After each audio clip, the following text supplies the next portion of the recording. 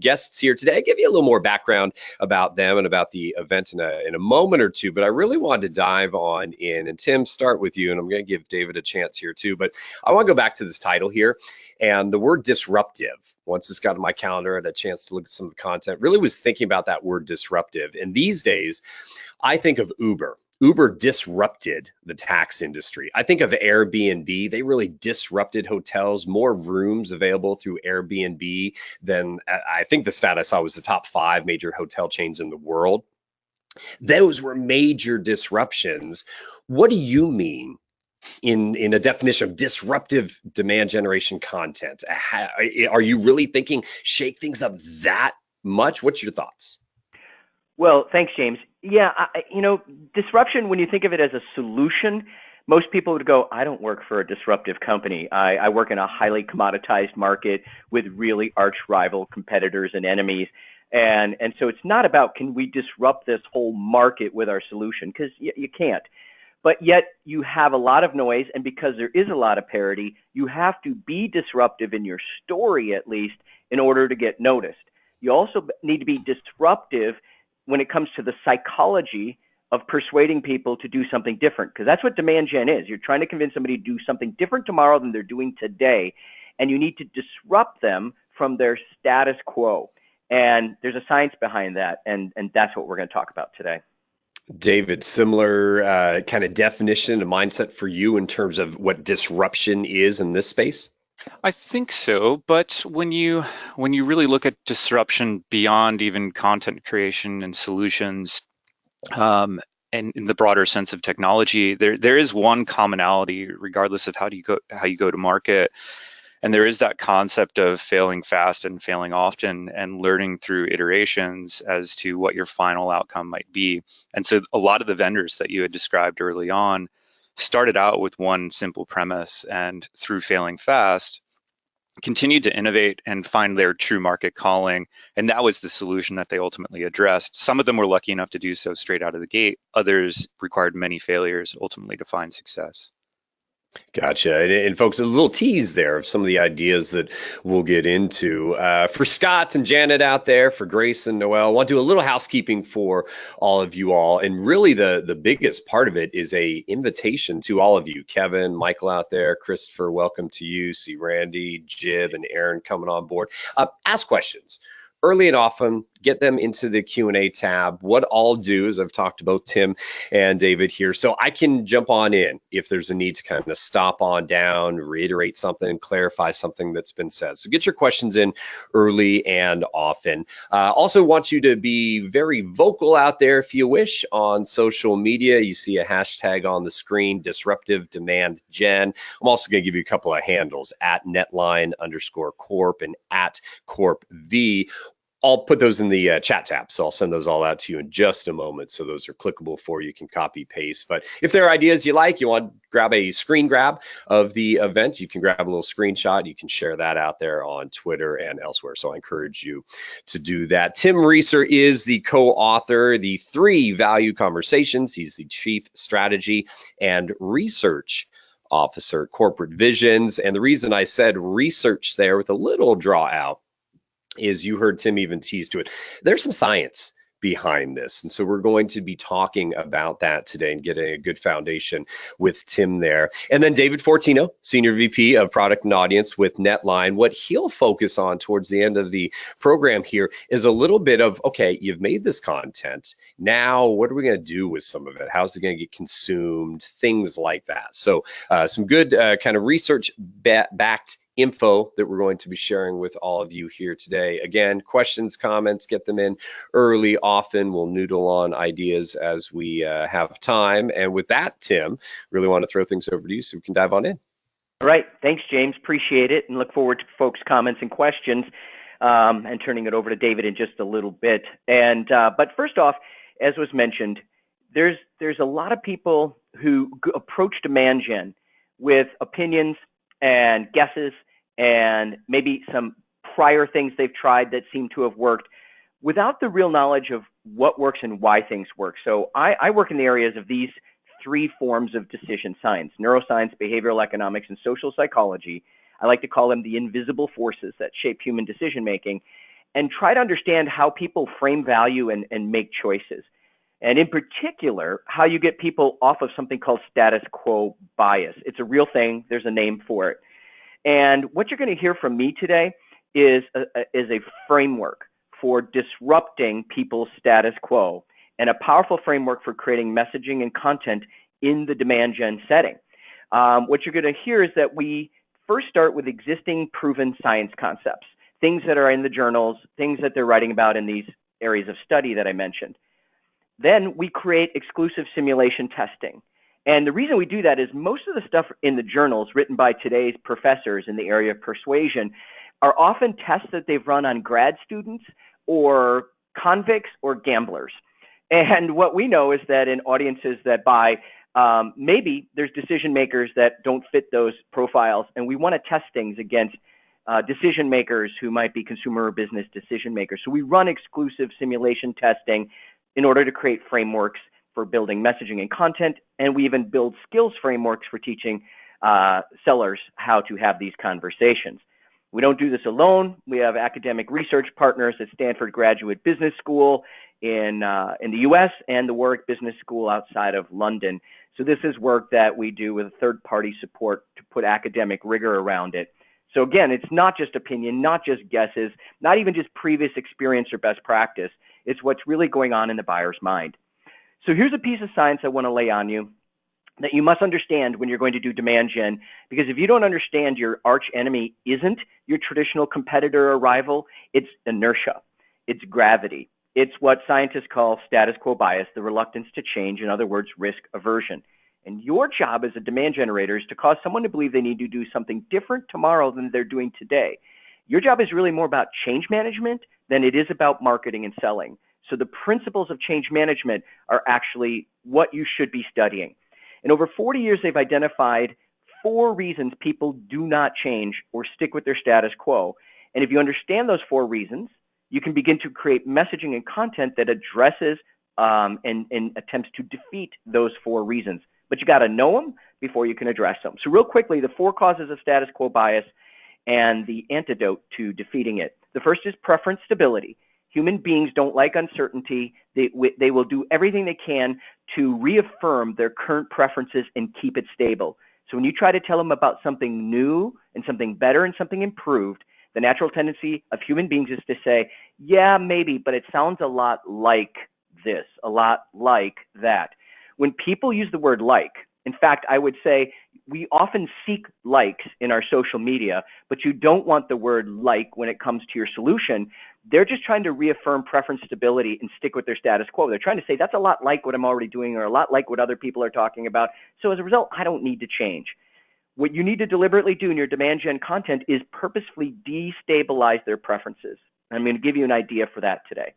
The second reason people won't change is they project all of the cost burden to be on the change. Oh, I'm going to have to find new money for that. I might have to get other people to buy in, so I have to facilitate a decision and gain consensus. It's going to cost me both time, money, and stomach lining. And the reality is what I'm doing today is pretty much free, bought and paid for. It's part of my budget or I've already paid for it. So the burden on the demand generator is that you have to show that there's a cost of staying the same, because the burden of cost is on the change. So therefore people are like, you know, that's a high hurdle rate to get over to make a decision. What you need to do is say, yeah, but there's a tremendous cost to not making that change. And your stories must bear that out. Your content must show that.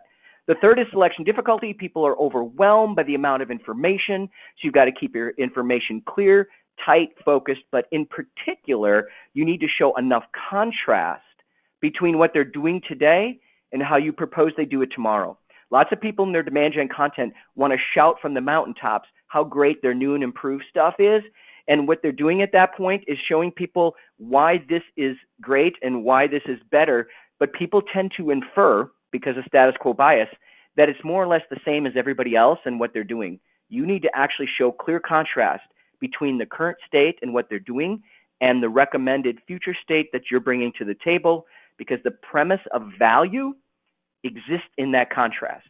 Absent contrast, there is no value proposition. So if you're going out with a solution feature benefit story, that is not a value prop. Value is perceived in the contrast, and we'll talk about that. And then finally, anticipated regret and blame. Human beings are outstanding in their ability to project failure And as a result of assuming that potential failure and the risk that they will be taking, they go, hey, the current situation's not that bad. I'm not dead yet, but that thing you're recommending, that change, that could kill me. You have to show them that others besides them, others who look, smell, sound like them, have made this journey successfully before. And so here are the 4 causes of status quo, the 4 antidotes to defeat it. And what we've done is created what we call the why change story model.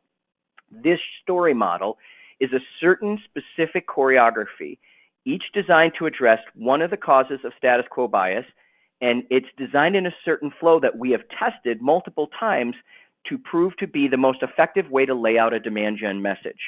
So what I want to tell you real quickly is an idea for each of these areas to make sure your demand gen message is as disruptive as possible. You know, if you will, it has a why change story model of, attached to it. So the first idea is the idea of introducing unconsidered needs to destabilize their preferences.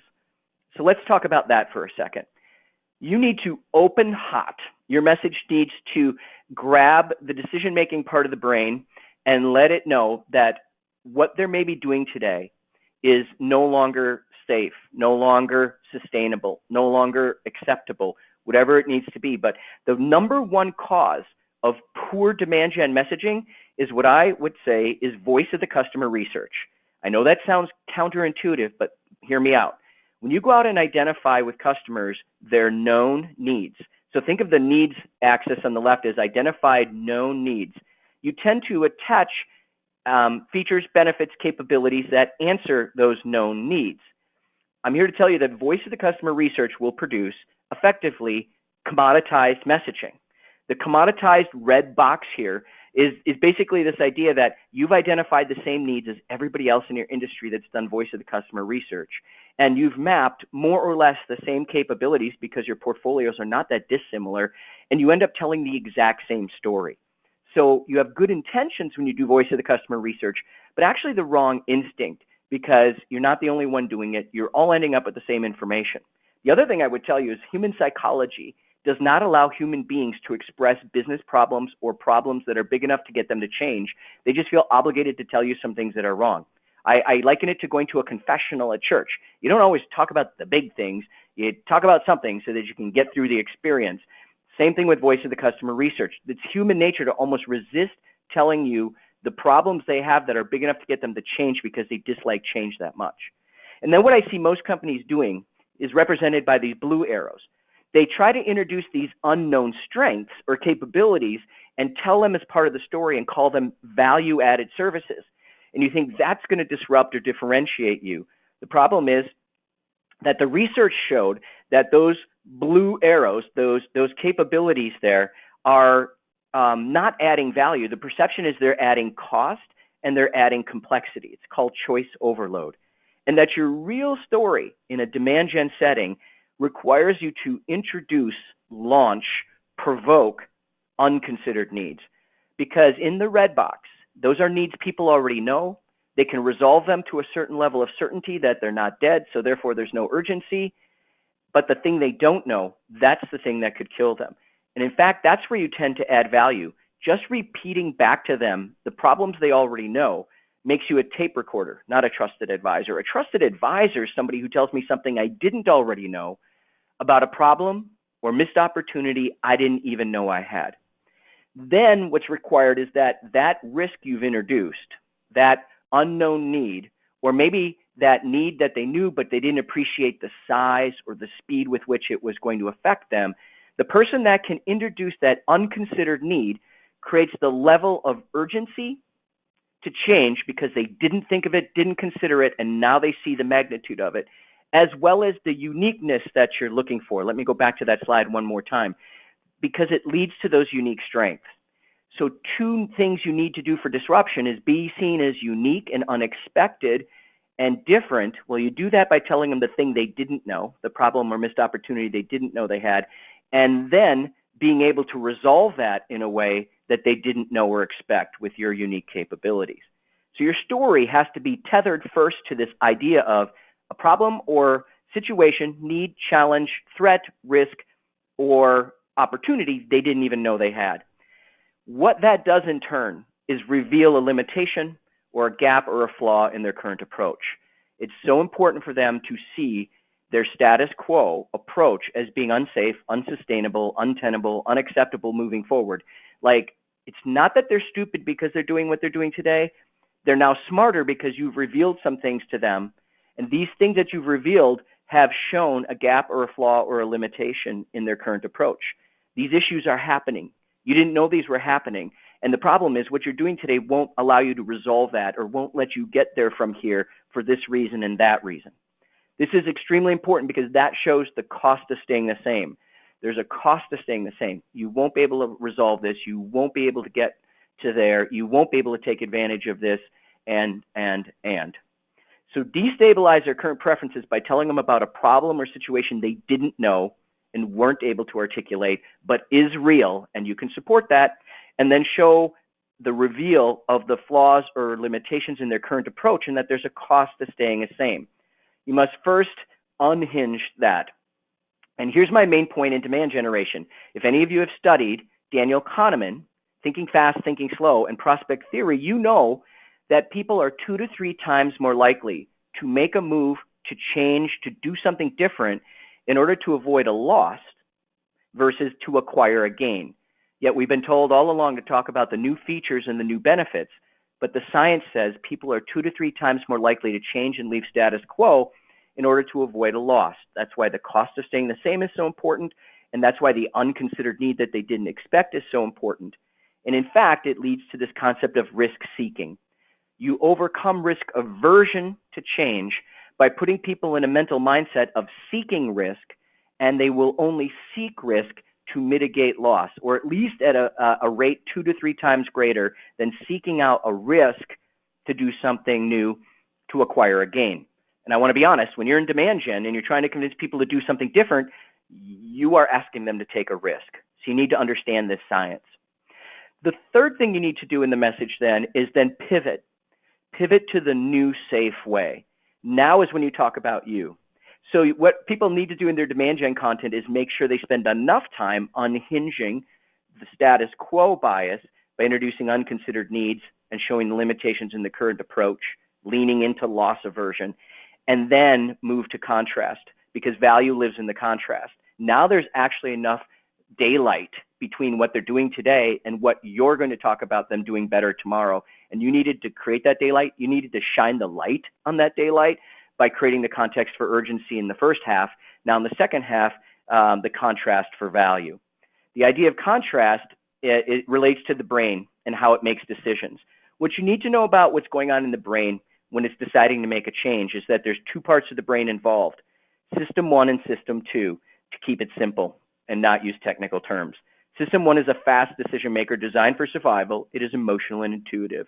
System 2 is a slow decision maker. It's designed for analysis. It's rational and logical. System 1 is where science, through neuroscience and MRI technology, has discovered the decision for change takes place. System 2 is where people explain and justify the decision. The problem is System 2 is where language is contained. So when you ask a customer, what's it going to take for you to make a decision? They actually lie to you. They tell you how they're going to explain the decision, but they can't express to you how they're going to make the decision. And there is a difference. Many scientists I deal with argue that rational decision making doesn't even exist, that the rational part of our brain is an explainer, justifier, and it is a human construct to try and make ourselves feel good about a decision and make others feel good about us and our decision. But the reality is all of our decisions happen in an emotional part of the brain that does not contain the capacity for language. And what does it need to make that decision? It craves something called contrast. Contrast is how that part of the brain decides, am I safe or unsafe? Do I need to find a new safe? And it's emotional, intuitive, and very fast. And its main driver is survival. So loss aversion is the reason. Loss aversion is the answer because the part of the brain that makes decisions is been designed for survival. So no more new and improved stories. There's no value proposition in your recommended new and improved solution. There's only value and the perception of value in contrast by the part of the brain that you're trying to address.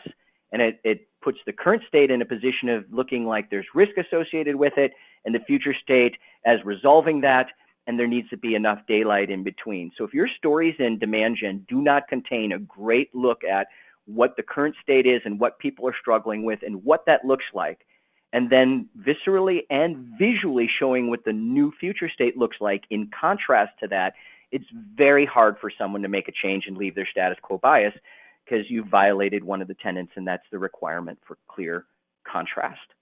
So your improved new way has to show up as clear contrast, resolving the flaws, limitations, and challenges in the current approach. And then finally, you must tell a great story with contrast, a before and after hero story, we like to say. A lot of people like to lead with their testimonials because they think people want to hear other people's testimonials. The problem is, when you lead with a testimonial, your audience isn't there yet. They haven't fully agreed that they need to change.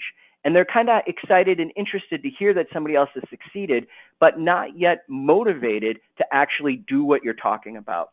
It's better to use as a capper on your message the testimonial, because it's that moment where you're now transferring the decision to the audience, having them take ownership of it, relating to someone who's relatable, but now knowing what they're dealing with and where they need to go, they can hear from somebody and want to hear from somebody who went there successfully.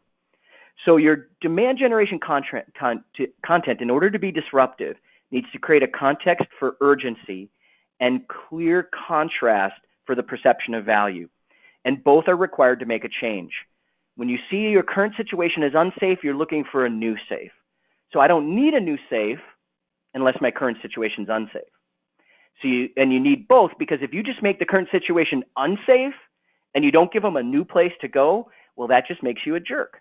So you need the risk and the resolution. And there is a story model that we've identified and crafted to take you there. So we've done work with Dr. Zach Tormala at the Stanford Business School and done research. And we essentially created test conditions and put would-be decision makers into simulations. And we put different types of messages, pitches, content to the test. We tested with a group of 500 plus people and who were going for a line of credit at the bank. And we pitched them from 4 different angles from 4 different banks. They listened and watched 3.5-minute pitches from 4 different banks. The first pitch was sort of a standard problem solution pitch. It spoke to the known needs that we put in the test scenario. We said in the test scenario, there are 3 business needs that are causing you to need a $1 million line of credit from the bank. And so the first one just repeated those needs back to the listener and then talked about the solution and then provided credentials for the organization. And we've been in business this many years, and we solve problems for small businesses like you.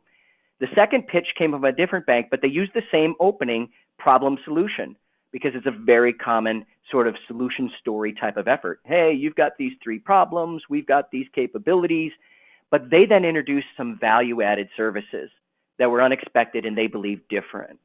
The third pitch then was a problem solution. Hey, you've got these 3 problems, we've got these answers, and you can see where this is going. Everybody's starting to sound alike, even though they think they're doing the exact right thing.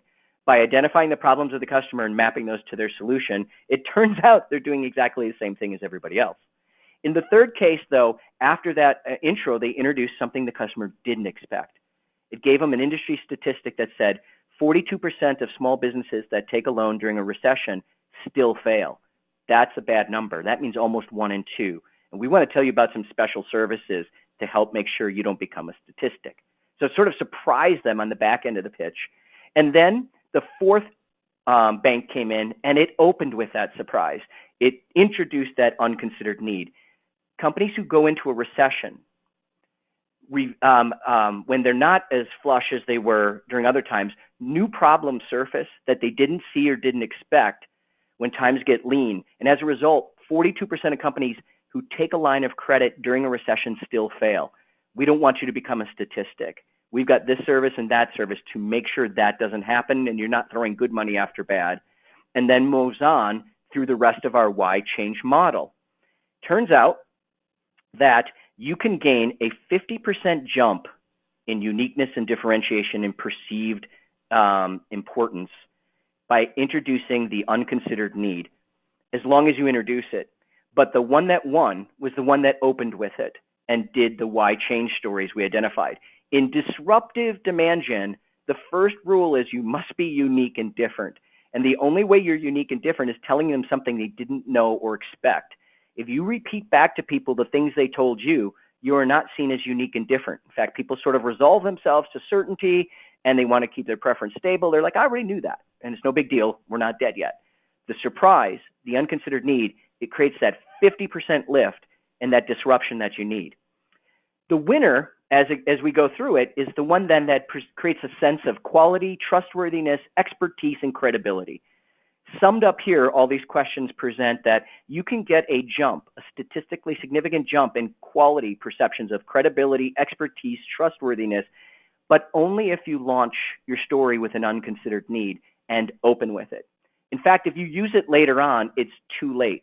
In fact, there's no statistical difference between the first three forms of telling a story, between the standard problem solution and one that introduces an unconsidered need after repeating the same problems and solutions. So in fact, if you want to be unique and you want to be perceived as credible, trustworthy, and high quality, you must tell a story using the framework that we just shared. And then finally, the idea of persuasion, the willingness to make the change, the willingness to choose that vendor, the willingness to pay more, the favorability and intention questions that we ask, again showed that only one approach created a meaningful difference among all the different messaging approaches, and it is the one based on the framework that we gave you. We've tested this and vetted this multiple times, so it sits on the science of status quo bias, loss aversion, and neuroscience buying. And now we've tested it with audiences that look like decision makers, and we've validated this formula as a way for you to tell a message that is disruptive and defeats the status quo bias. So I give you that story today, and James, I give it back to you. But here's a free ebook that goes into further depth about the kinds of messaging and content that you need. Because it turns out what you need in demand gen to get new customers on board may not be what you need when you're trying to renew those customers and expand them. We don't have time to go into that today, but this ebook will summarize everything I just said today for new customer acquisition and demand gen, but also introduce you to a framework and a concept for existing customer renewal and expansion. So James, back to you. Cool, Tim. Good stuff there. Folks, I'll make sure to copy and paste. I'll get that URL out in the chat tab so that you can all have that. And I'll get that out before the end of the program. I want to, before we get David on board here, one of the notes that I wrote down on this unconsidered need was this is where knowing your customer and really knowing that customer space, knowing what's going on is really important. That's going to take some time, some research, some thought, et cetera. And Michael on board wants to kind of expand upon that general idea. It seems like he had a similar thoughts, and he wants to know, Tim, do you have a best practice to really get to the root of those unconsidered needs? You mentioning that the voice of the customer can only get you so far. So what is a person to do, like Michael, to get in there and understand and uncover the unconsidered need? Maybe, as David had said, lose early. You might have to, a little trial and error here. What's your thoughts? Yeah, so the unconsidered need means you can't ask enough questions for the customer to express it because it's unconsidered. So by definition, you can't question your way into finding an unconsidered need. An unconsidered need is one the customer doesn't know they have yet. And as a result, you have to introduce it. You have to launch it. You have to provoke it. And so you have to tell a story like we did with that banking example. Hey, here's a statistic. Were you aware of that? That almost half the people that take a line of credit still fail, and here's why. So the statistic became the unconsidered need. And then the flaw in the current approach was because when they go to a recession, it reveals hidden problem areas and leaks in the organization that were otherwise covered, right? There was a workaround and nobody really noticed they were there. You have to tell a story to them about something. Now, the key, though, is then you have to resolve it. So what we knew is our bank had on-staff experts who could do assessments and find problem areas before they became problems, plug those leaks, and make sure you weren't throwing good money after bad. But the problem is the customer didn't care that we had these experts. And so we had to tell a story that got them to care. So the unconsidered need is a bit of a reverse engineering project. You have some unique things that I mentioned in that blue arrow picture before that the customer doesn't care about. They only think they add cost and they think they add complexity. but they do add value if the customer cares. And the only way they care is if they know they need it. The only way they know they need it is if you introduce that need. So the power in this is recognizing you do have a few things that give you an advantage or some uniqueness. Don't just throw them into the red box story around known needs. That will create a backfire situation. You actually have to prepare a story that leads people to that strength through a need they didn't expect, a threat, a limitation, a gap they didn't know they had. So it's kind of a reverse engineering project, because if you go in there probing for unconsidered needs, by very definition, you will not find them. Let's say perchance you find something the customer didn't even realize was true. What are the odds you can actually solve for it? So now you've just evoked a problem that you don't have a solution for, and you've distracted them, and they now think they got to talk to a different vendor who can solve this new problem that you wonderfully revealed to them. So it's a reverse engineering process, and then good storytelling from there. And a little bit, as I was saying, maybe that trial and error for someone like Michael. If you do come with a stat, hey, did you know this? And they're like, yep. Okay, you have a few others. I mean, you have to be able to test that. You have to have a few of them at your disposal. But maybe they heard the stat, but they didn't know the flaw that it revealed. Yeah, that's a stat. I heard that half of. Well, do you know why? And here's the hidden problem. So really, the unconsidered need and the flaw in the current approach kind of go hand in hand. Where what you're really needing to do is expose to them like the cause of that, or the challenge that stat creates. Many people might nod their head at some stats. But your job then is to quickly reveal the need that creates that maybe they didn't expect. And that's the job of the unconsidered need. Awesome. Hey, I think some good clarity there. Let's do this. I want to get David Fortino into the mix here. Our audience has been growing here since we started, so I'll just let everyone know that he is our Senior VP of Product and Audience with NetLine. So we have focused here a little bit on kind of moving forward, and let's do this. I want to let's get up to David's first slide over here.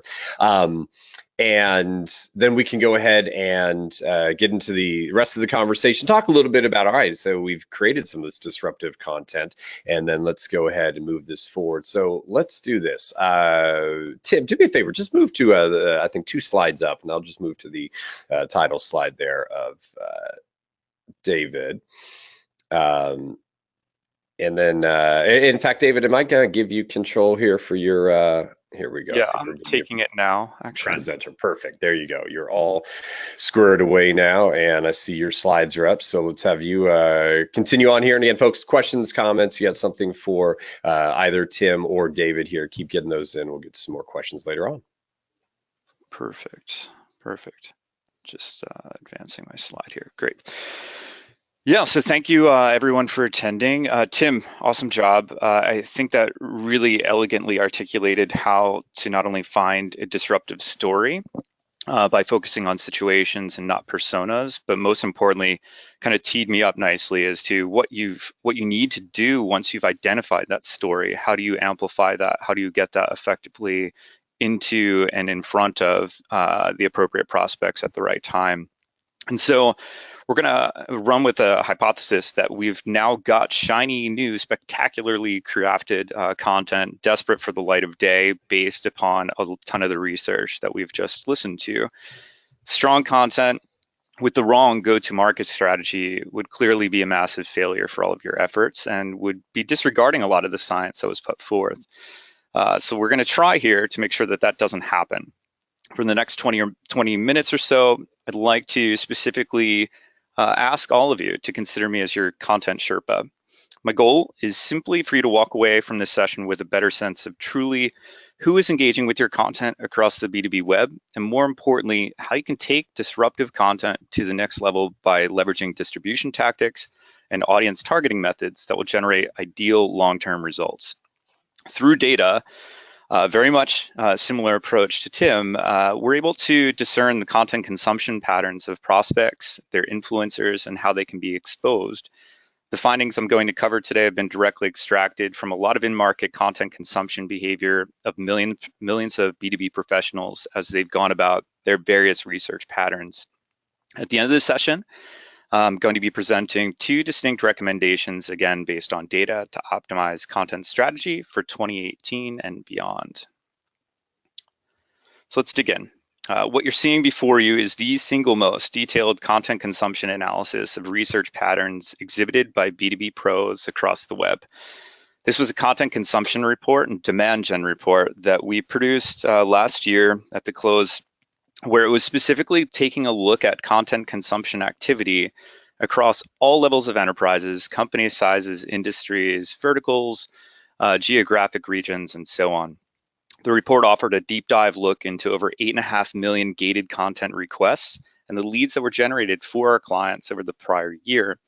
In doing so, we analyzed the active audience researching topics along with the competitive landscape of marketers, specifically targeting personas to extract meaningful insights from these end users. Aside from the active content consumption, these professionals generated nearly 460 million exhaust signals. All of that data was aggregated into the analysis of the report, thematic intent, engagement signals, content appetite, content velocity, and so on. All of that was poured over, extensively analyzed through signals with the help of our BI team. And the findings were a mixture of both exciting, but a bit disruptive in how a lot of our clients, and perhaps those of you listening, are approaching the market with your own content strategy. What first became abundantly apparent is that it's becoming increasingly difficult to capture mindshare from prospects, regardless of your story. Countless competitors are churning out amazing content, and if they're listening to Tim and or other folks presenting really compelling cases in the marketplace, the content's only getting better. Every single day, you're seeing everyone within the industry collectively raising the bar, and that's happening at a breakneck pace. If they're reworking or if they're working with our friends Corporate Vision, some of that content's downright disruptive to your own market. If you're competing against them, good luck. So let's take a moment to pause. We'll close our eyes, take off our marketing hats. Now imagine that you truly are your target prospect. You're doing everything possible to stay above water, trying to discover, create, maintain all of that knowledge necessary to run a stable, secure, and scalable business. In search of solutions, you're aggressively leaning on content to educate yourself, your management team, perhaps your peers or direct reports. Okay, so let's snap out of that marketing-induced hypnosis. And what I just described is what we at NetLine are seeing every day. Long-form content consumption has increased by 36% over the past year. Furthermore, 20% of the audience consuming such content is actively downloading and consuming 5 or more assets at a specific session. So it's not only just increasing in terms of velocity, but veracity as well. Needless to say, the demand for lead gen and long form content to feed the needs of professionals is rapidly rising and creating a growing opportunity for marketers positioned with content that directly speaks to unique situations through stories. But how can you communicate with target audiences in a way that is complementary to their discrete needs and, more importantly, aligned with your own goals? As most of you can attest, the landscape of long-form content has been heavily saturated by tofu, top-of-funnel content. Most marketers have an opportunity here to implement a more diversified approach outside of tofu-only content. While the entire landscape has been seeding the market with tofu, marketers should be challenging themselves to offer supplemental content that speaks to the needs of various audiences by focusing their content on more decision-oriented narratives and narratives tapping into the unconsidered needs Tim referenced earlier. Those decision-oriented narratives will not only allow you to have multiple funnels, but it'll allow you to have separate content for separate levels of influence, separate influencers that can all be simultaneously occurring. It's vital to remember that each persona, each funnel, and each stage requires a content strategy with disruptive content associated to it that takes those nuances into consideration.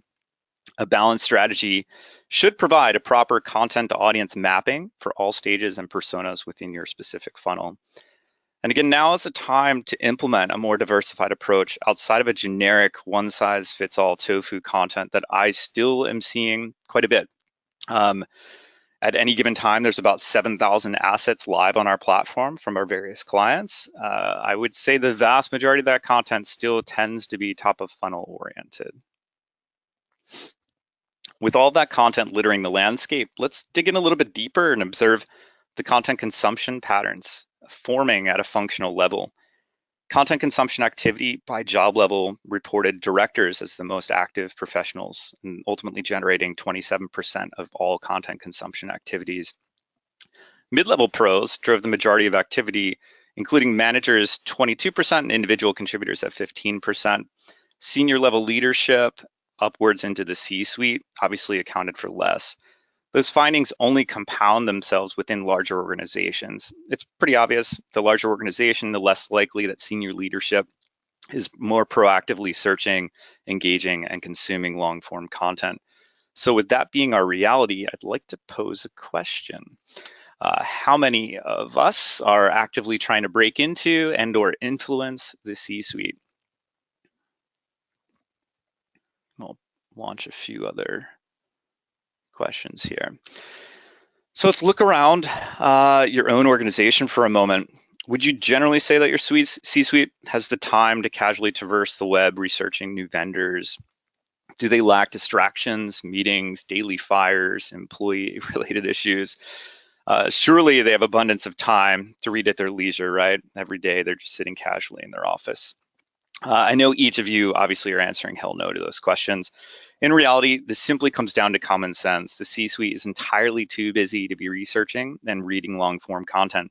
So what are we supposed to do about that? Let's take some of that disruptive content and focus on individual contributors. Considering the individual contributor allows you to really alter and deploy a marketing strategy focused on diving deeper within the organizational structure to the professionals who are actually in absolutely influencing and driving purchasing decisions. We can't forget that these are the very people that consume the overwhelming majority of content. Yet as we sit here on this webinar, countless marketers that I interact with, perhaps Tim does, considers the C-suite as the holy grail of B2B marketing. If they can just unlock the doors of the C-suite, capture attention of those top execs, the sale is just going to close itself. After all, the C-suite is where all the decisions are made, right? All data supports that that's completely wrong. Data shows time and time and time again that today's buying decisions are mostly collaborative, consensus-driven activities that involve groups of people with different roles within the organization. And the size of those buying groups is growing as organizational influence is growing, but also as the organization evolves. Technologies are increasingly kind of motivating a lot of those decisions, and the adoption of more consumer-oriented thought processes are also doing so.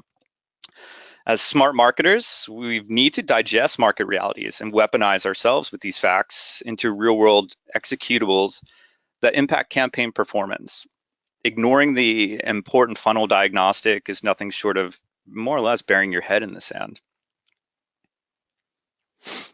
So despite increased reliance on content marketing for lead gen, and knowing that companies typically do 80 to 90% of their research before contacting vendors of their choice, marketers still are focusing on the C-suite. So we're trying to understand why that could be. So many times I'm hearing a marketing director or a VP shrug and simply say, that's what the CMO or CEO has decided. From my perspective, it's downright criminal. It's probably an injustice to the company as well, especially if it's public. The company and the complexity of the B2B sale and its continued fragmentation has documented ad nauseum over the past decade.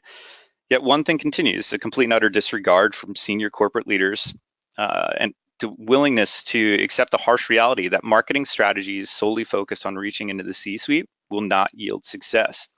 I get it. I've been on the calls. I've had even meetings internally. There's a lot of so-called marketing ninjas, strategic consultants, multi-exit pedigreed CMOs, and so on.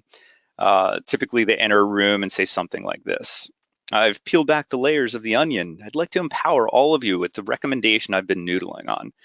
When push comes to shove, I think we need to isolate one throat to choke on in our key accounts and move the needle, like yesterday. So let's just cut the crap and sell directly to final decision makers. It's a slam dunk, right? We can't boil the ocean. Let's collectively recognize what I'm presenting is a multi-paradigm shift. But I'm thinking outside the box, people. I have limited bandwidth over the coming quarter, but let's circle back and admire our success. You're welcome. Exit scene. Clearly, you hopefully have gone through meetings like this and had that same level of exasperation. Anything wrong with this picture? I'm hoping that you collectively understand the complexity of the market and also the needs of perhaps senior leadership when they're making these statements. But the complexity of the B2B sale, it's beyond troubling and continuously becomes more fragmented.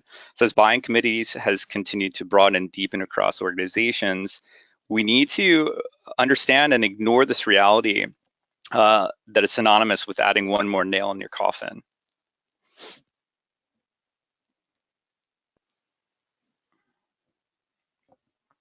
So I've spent a good time talking about our clients and agency partners on the concept of discerning value from vapor. As you can imagine, it's particularly discouraging to see your campaign aspirations go up in smoke. It doesn't need to be that way, and most certainly it shouldn't be. I'd like to try to take some of the guesswork out of what you're doing, and asking non-technical and traditional questions of your vendors will help you differentiate the good from the bad and downright irrelevant. Here's some questions to think about. Are you actively soliciting customer feedback and sharing publicly via a third-party review site such as G2 Crowd? Ask if they have a page. If they have one, that's great. Take a look at it. If they don't, ask why. Understand the underlying pricing models for their program. If it's not CPL, I'm generally pulling the alarm there. LinkedIn has pulled off some Apple level magic marketing by duping the market into thinking that they've got a lead gen product. In reality, they're offering marketers a skin version of what historically has been an ad unit associated to a CPM or CPM pricing model. Obviously, that directly and perhaps more comically relates into them having zero skin in your lead gen success. If the vendor is a platform or network, ask to see or be given access to the vendor's software to see how they're actually communicating with their trusted partners and or distribution channels. Any vendor leveraging a portfolio-based distribution channel of substance should be able to give you access to a partner portal or a channel partner portal that manages all aspects of their platform and communications out to the network. If they can't produce this live in front of you, I'd probably, again, have some serious reservations. Ask to see sample leads from similar campaigns. Pay careful attention to what those leads actually look like. If all of the data is perfectly structured, perfectly spelled, zero incorrect zip codes, zero abbreviated titles, that's going to indicate that you were sold within my industry a pristine lead, which would largely relate to being sold a record versus a user-centric, user-engaged form of content and demand gen. And have you been given the final creative campaign tactics that would be used for your campaign? Never underestimate the value of just asking these basic questions. Please promise me that you're not going to be one of these marketers left holding the empty bucket with your budget pouring down the drain simultaneously. If your vendors can't answer those questions, clearly we've got Forrest running far, far away, so please do that. B2B marketing success in today's competitive environment is dependent upon making smarter decisions driven by actionable data. Marketers must make a cognizant effort to establish funnel diagnostics across each of their marketing programs that take into consideration the content consumption patterns and realities of these personas that they're engaging with. So I know we've covered a lot here rather quickly. With that in mind, I'd like to try to distill some of the findings that we have here and leave you with two key takeaways. The first, senior leadership will remain an important target for lead gen campaigns. That said, they quite simply do not drive the same level of content consumption activity as the rest of the organization. You need to pivot your focus to influencers, raise those disruptive stories to those folks, and have them share those stories internally within the organization. The diverse profile professionals within the buying committee most certainly should include and will include in most cases managers, senior employees, and sometimes often individual contributors if the company is large enough. Build deeper influence within the organization by expanding your target range outside of that senior leadership C-suite level and start advising these influencers as to how they can educate the C-suite. This deeper influence with your prospects will directly translate into not only greater credibility, but also this an often underestimated attribute associated to the vendor selection process. Let's jump back a slide. So get your ducks in a row. What I mean by that is that in 2017, CMI, or the Content Marketing Institute, reported that 80% of marketers cited lead gen as their organization's goal for the next 12 months. However, when questioned which paid methods would marketers use to promote their content, literally zero cited lead-based methods. Social promotion, search engine marketing, display ads, programmatic, and so on, all were answers. These findings shared within the CMI report show that marketers are still taking a disconnected approach. Implementing a campaign with a CPC or a CPM pricing model does not correlate to lead gen success. So let's make a pact here today. Let's stop the insanity. Find vendors that explicitly accomplish your lead gen needs using a pricing model that forces them to assume the risk. Performance-based models such as the CPL lead gen model is something that you should be adhering to. You've spent all of that time, resources, and perhaps capital on creating a disruptive story. Seeing you waste capital on the inefficiencies of CPM and CPC models really is somewhat counterintuitive. And beyond the model, make sure that you push your vendors to validate all of those glorious marketing-driven proclamations. So if they're in the business of predictive lead gen, have them predict whether you'll be a customer for them. Better yet, have them predict your next 10 customers. If you're deploying campaigns focused on leveraging install base and ABM attributes, have them provide the install base audit for your business and share it internally. The leaders within those spaces will clearly execute well, and they'll have a nice showing for you, thereby delivering value. The others will clearly expose themselves as vapor. I don't want to run any of you into a future marketing event that you may become another margin point for these vendors, ultimately left with that empty bucket again. So let's try to adhere to this pledge that we're making today. You have options. Be intelligent, do your research. Please don't be duped by the echo chamber that is much of our industry. There's a ton of groupthink that occurs, and as much disruptive content that's being created, there's still a ton of content that seemingly and somehow finds its way to an area of influence that probably is overestimated in terms of its ability to deliver value. Forge your own path. And after this session, you'll find CPL meeting your needs, then I've done my job. If not, perhaps you're not really looking to generate leads on your content anyways. At the core though, it's your content marketing, it's your lead gen strategy. Please own your own script. So we did it. Hopefully Tim and I have imparted a few nuggets of knowledge that can be used and ideally put to use pretty immediately. At the very least, I hope we've given you the opportunity to think creatively over the past hour, hear some new, fresh perspectives. And if we've done our job well, you'll be getting back to your desk, having some newfound inspiration, some new creativity, and perhaps a disruptive story of your own. If I've been able to impart a few chuckles along the session as well, that wouldn't be such a bad thing either. And like Tim, before passing back to James, I'd like to offer everyone who's attended a free ebook as a small gesture. The book is titled 9 Experts of Rethinking Demand Gen and was produced by our friends over at Mighty Guides. It includes some perspectives from Tim, myself, and 7 additional industry experts. Offers some new approaches about demand gen, content creation, lead nurturing, and so on. So I'm going to offer it back to James, and he can close us out. Thank you. Perfect, David. Do appreciate it. In fact, everyone in the chat tab, I'm going to send out both those URLs to all of you right now so you can copy and paste those and utilize downloading both of those ebooks that are available. So those are out there to you right now. Do want to try and squeeze in 1 or 2 questions here that I had queued up. One of them, Tim, going to come back to you with another Tim who is on the line with us, Tim W.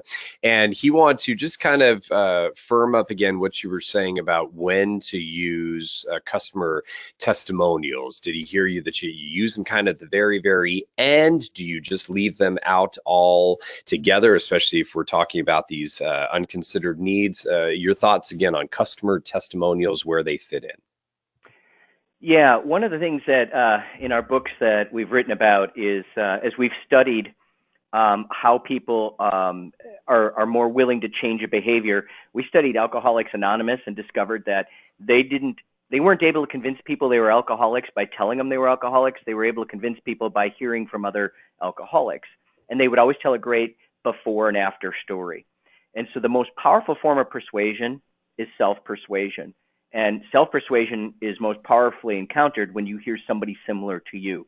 So we believe in the success story, the before-after success story, proof point, but we believe in it as the capper on the choreography. That people aren't ready to hear a story like that until they start to identify, themselves in trouble, that they start to recognize the needs, they start to wonder about themselves, and then they start to see another path. And now I want to hear about somebody else like me who's done this. And that's sort of the final piece of the status quo bias, which is overcoming anticipated regret and blame. And the strongest way to do that is to show the value in a before and after story with contrast from someone like them. So it's still part of it. It's still important because self-persuasion is important. Self-persuasion is imparted by someone who sounds like you. But it's just important where you put it in the choreography. The person has to be ready to hear it and embrace it. And they aren't when they get it in the face up front. David, let me give you a minute here to add on to that if you wish. Yeah, I'd completely agree. And based on observation and data associated to campaigns running on our platform, we at any given time have over 7,000 assets live. They're usually reaching in excess of 125 million unique professionals. We're processing over 700,000 leads per month. Every time a client comes to us with a campaign that's really centered, at least from a foundational perspective, around case studies leading the primary touch point with users, the campaigns struggle always. And getting to Tim's point, case studies certainly have a need. They address a confirmation and certainly provide comfort. That said, it typically isn't going to be your tofu or even mofu related touch point with a specific prospect. And literally every campaign that comes in, if we see that, we're advising through our client services organization feedback to try to optimize the campaign, because eliminating failures is clearly part of our DNA. We like to see clients not kind of step into the same mess that others have in the past. All right. Hey, good stuff there, folks. I'm going to send out those social media handles and tags one more time. So hashtag Disruptive Demand Gen, and then you've got the handles there at NetLine_Corp and at CorpV. That'll keep you in touch with Tim, David, and team. So I appreciate you all, first off, taking time to join us for the event. I had Alexandra and a couple other folks that were looking for kind of a replay and all that. Yes, we have recorded the presentation. Michael, I know you were looking for that as well. So all of you will get a reminder email to bring you back to the on-demand version. You'll be able to go back through that, kind of recap anything and review anything that you want to. You can also forward that on, right, to others that you think can benefit from listening to Tim and David. And we gave you those links to those ebooks, and you can forward those on as well. Spread the message. So with that, we want to respect your time, get you out of here on time. So that's what we're going to do here on behalf of the whole NetLine team, the team over at Corporate Visions, Tim Reister and David Fortino. My name is James Hilliard, and we do look forward to talking to you all down the road.